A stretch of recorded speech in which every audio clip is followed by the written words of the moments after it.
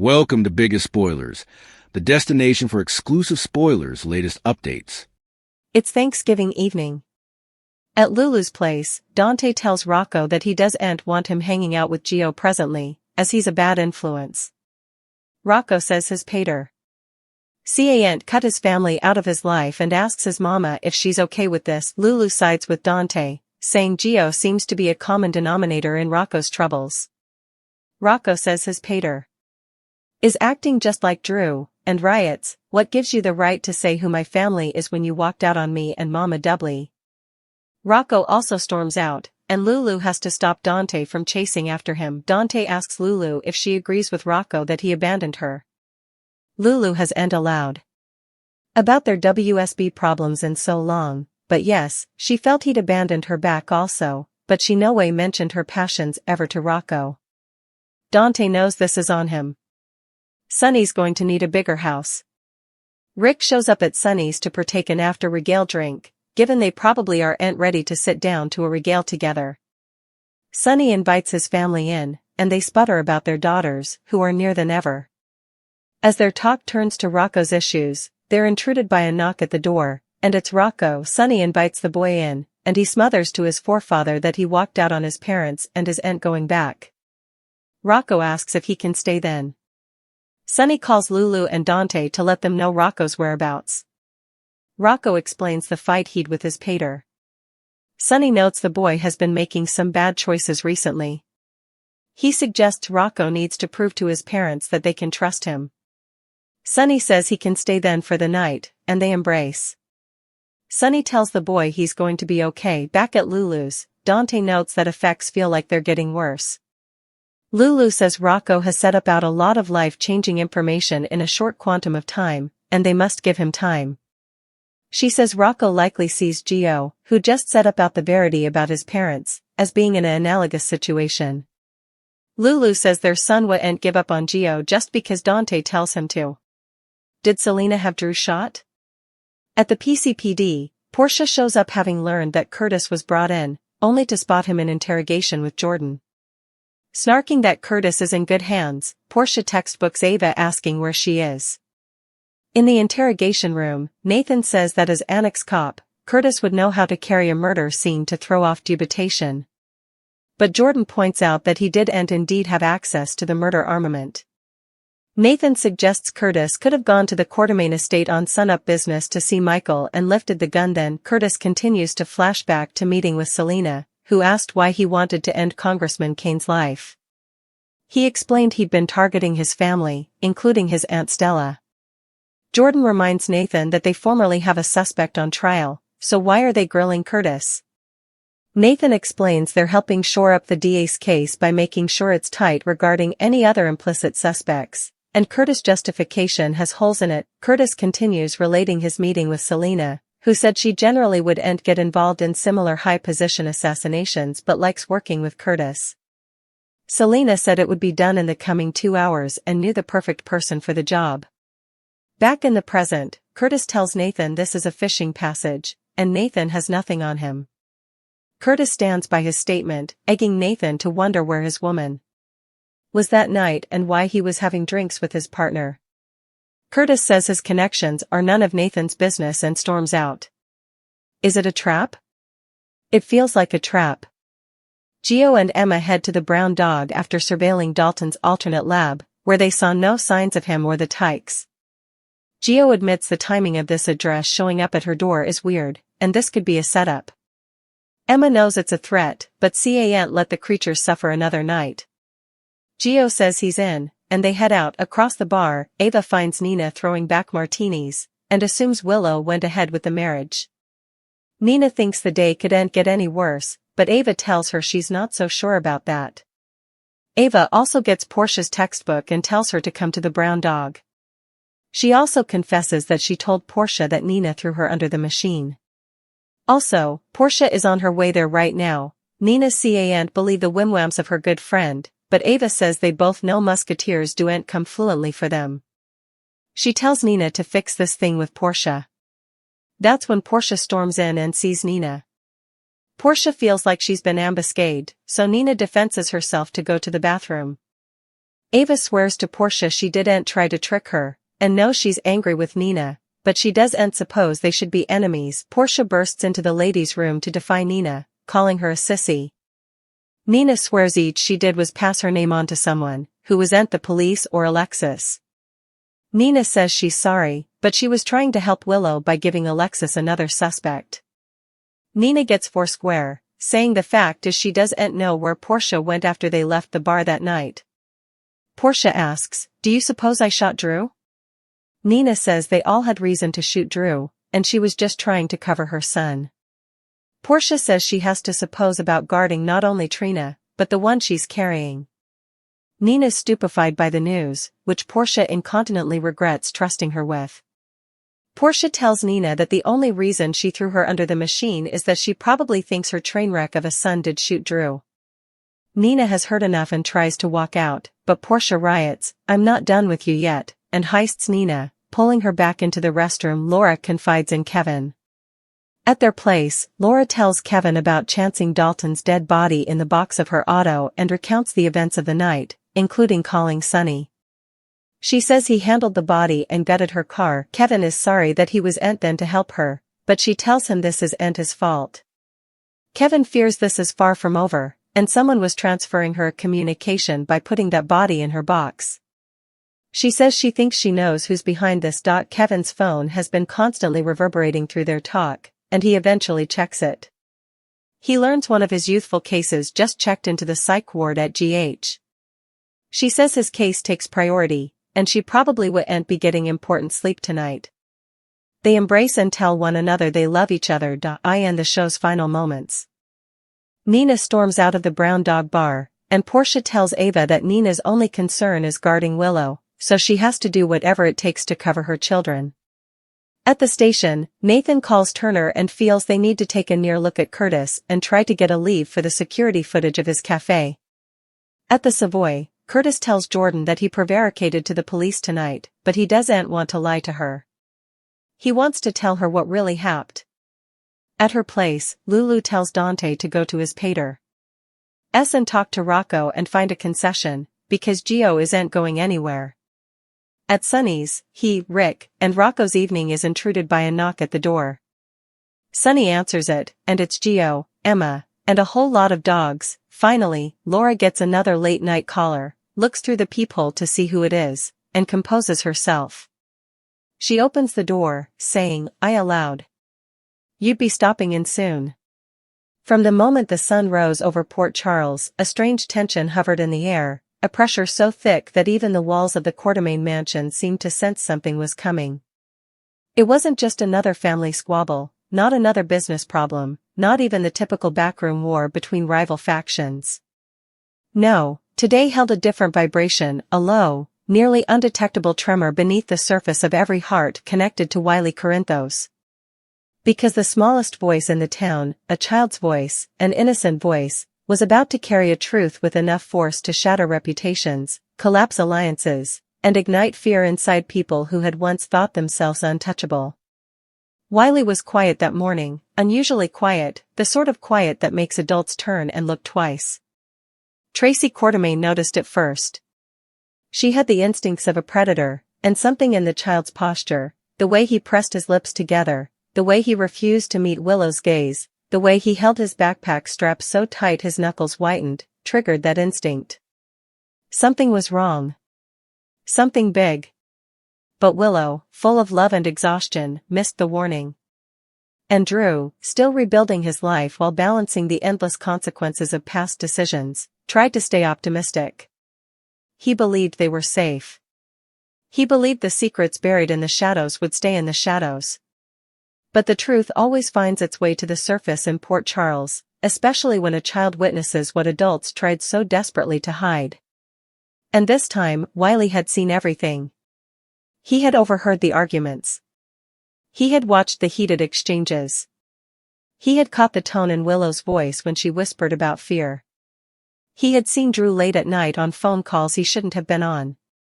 And in the simple purity of a child's mind, he didn't understand danger, he only understood honesty. And honesty is exactly what Tracy was known for dragging out, whether the world was ready or not. Tracy's eyes narrowed at the boy's trembling hands. Wiley, she said sharply but not unkindly, what happened? Who upset you? Willow froze. Drew stiffened. And something inside the atmosphere cracked like glass under a boot.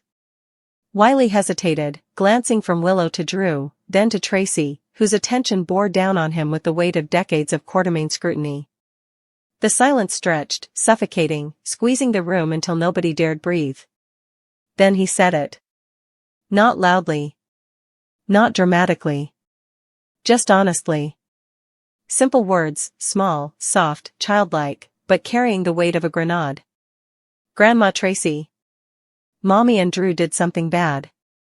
The temperature in the house dropped. Willow felt her heart plummet. Drew felt his stomach twist. Tracy felt adrenaline spark like electricity in her chest. What, she demanded, exactly did they do? Wiley swallowed, nervously picking at his sleeve. They lied. They lied about big things. They said nobody could know. They said they'd get in trouble if anyone found out. It was over. Just like that. The secret was out, at least enough of it to light the fuse. Tracy straightened, every inch of her demeanor sharpening with the cold precision that made her the most feared matriarch in the Quartermain dynasty. The glint in her eyes told Willow and Drew everything they needed to know. They were in serious danger now. The worst kind. Quartermain danger, the kind that doesn't just expose a secret but weaponizes it. Willow tried to intervene. Tracy, please, he's confused. He misunderstood. But Tracy held up a hand, silencing her like she was swatting away dust. Children don't misunderstand everything, Willow, she snapped. And certainly not secrets spoken behind locked doors. If Wiley is scared, it's because something has been happening right under my nose, something the two of you thought you could hide. Drew stepped forward, posture firm, voice steady. Stop. Tracy, don't drag Wiley into this. Whatever you think you heard is exactly what I heard, she cut in coldly. The truth. Out of the mouth of a child. And if he's telling me, he will tell others. Drew's jaw clenched. Willow's eyes watered. And Wiley stood there, unaware that he had just set into motion a chain reaction capable of destroying the fragile peace they worked so hard to protect. Because Tracy was already calculating. Already strategizing. Already preparing to unleash a storm. Her mind raced from ELQ to the Quartermain reputation, to family leverage, to the long list of people waiting for the perfect chance to take Drew down. She didn't care that Willow was Michael's wife. She didn't care that Wiley was Michael's son. All she cared about was power, and how their secret could pivot that power back into her hands. Drew knew this. Willow knew this. And the fear in both of them grew slowly, like water rising under a locked door. Tracy, Willow whispered, voice cracking, please, don't do this. But Tracy only gave her a smile, a chilling, razor-thin smile that had no warmth whatsoever. Oh, I'm absolutely going to do this, she replied. Because whatever you two thought you could control just slipped out of your grasp, and now, well now it's my turn. Willow felt sick. Drew felt fury simmer just beneath the surface. And Wiley, confused and frightened, clung to Willow's arm, not understanding the firestorm he had ignited. But the fire was already spreading. Word would get out. Tracy would see to it. And once it did, Willow's career at the hospital, her custody stability, her reputation as the reformed, grateful survivor, all of it would be threatened. Drew, already on shaky ground because of his complicated past, would face consequences from every direction, legal, professional, personal.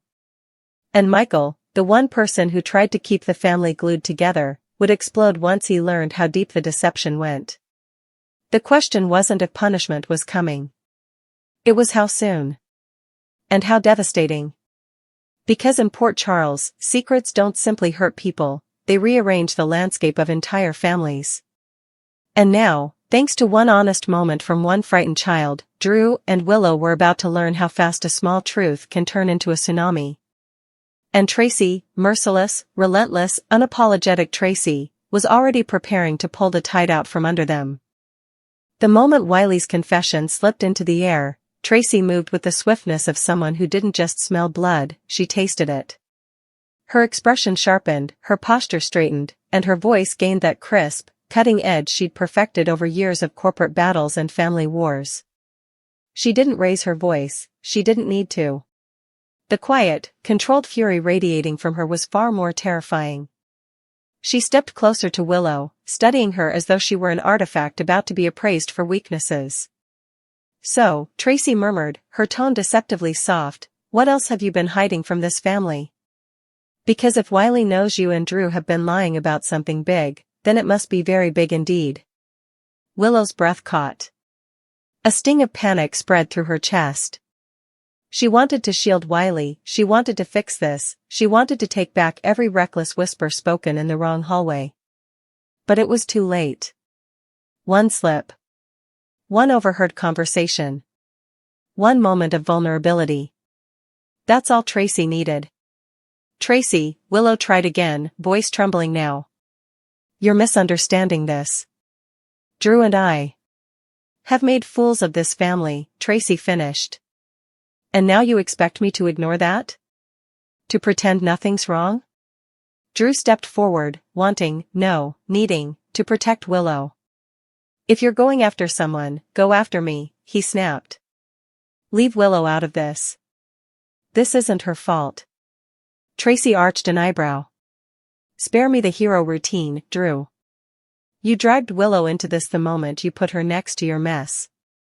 And I don't care how noble you pretend to be, both of you are complicit." Wiley's little voice cut in, trembling, confused. "Did I do something bad?" Willow's heart shattered. She fell to her knees, cupping her son's face. "No, sweetheart, you didn't do anything wrong. You told the truth because you're a good boy." But her reassurance did nothing to calm Drew's growing dread, because in Port Charles, truth from a child is the most dangerous kind. Innocence makes it unassailable. Unquestionable. Undeniable. And Tracy knew that better than anyone. She watched the interaction coldly, arms crossed, a strategist cataloging the scene. "Wiley," she said, lowering herself to his level, her tone suddenly sweet, a sugary coating over venom, "can you tell Grandma Tracy what exactly you heard your mommy and Drew say?" Willow's pulse spiked. Drew's fists tightened. This wasn't curiosity, it was interrogation. "Tracy, stop," Drew warned.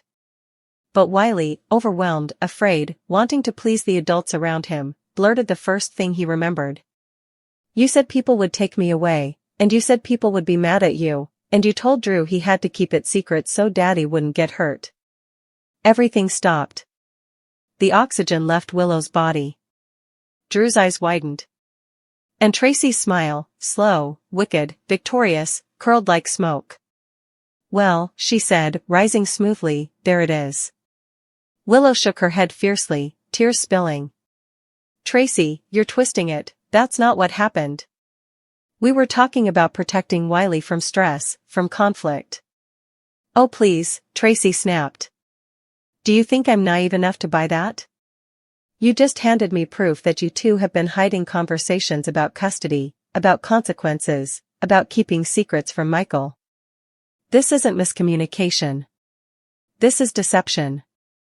The air thickened again with unspoken terror. Tracy had everything she needed: leverage, suspicion, motive, and a frightened child's testimony. And she wasn't done. Not even close. She grabbed her coat, ready to storm out of the mansion like a general charging into battle. "I need to make a few calls," she said coldly. "This situation requires immediate attention." Willow scrambled to her feet. "Tracy, please, please don't do this. You're going to blow this out of proportion and destroy everything we've built." "Oh, Willow," Tracy replied, turning with a deadpan expression, "I'm not going to destroy anything. You did that all on your own. I'm simply going to expose it." Wiley started crying. Willow pulled him close. Drew felt something inside him ignite, an anger so fierce, so protective, that even Tracy paused.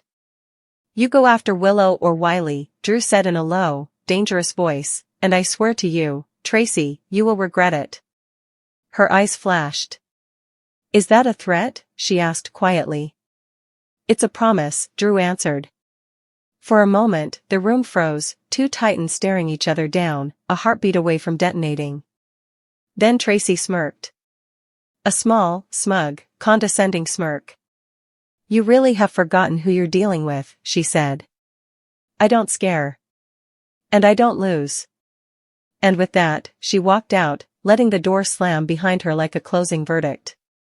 Willow collapsed onto the nearest chair, trembling. "Oh God. Drew, what are we going to do? If she goes to Michael?" "She will," Drew muttered. "She'll go to Michael, to Ned, to Diane, maybe even to the media if she thinks it'll help her. And once this gets out..." He didn't finish. He didn't need to. Willow knew exactly what he meant. Once Tracy started spreading the fallout, everything they had built would come crashing down. Their reputations, their family relationships, their stability, their plan to keep Wiley's life peaceful, all of it would crumble in the wake of Tracy's wrath. And then there was Michael. Willow squeezed her eyes shut at the thought of her husband, loyal, protective, explosive Michael. A man who already had trust issues layered like scars across his heart. A man who expected transparency from the people closest to him. A man who had forgiven lies before, but only barely. If he learned that Willow and Drew had been hiding conversations involving his son, his family, and his future, his reaction would be nuclear. Drew placed a hand on Willow's shoulder. "Listen to me," he said, softening just enough to break through her panic. "Whatever happens next, we face it together. This isn't your fault. You were trying to protect Wiley." "But it doesn't matter," Willow whispered. "Tracy doesn't care about intention. She cares about victory." And they both knew she was already halfway to achieving it. Because Wiley didn't just confess a secret. He delivered ammunition. And Tracy Quartermain never misses a shot.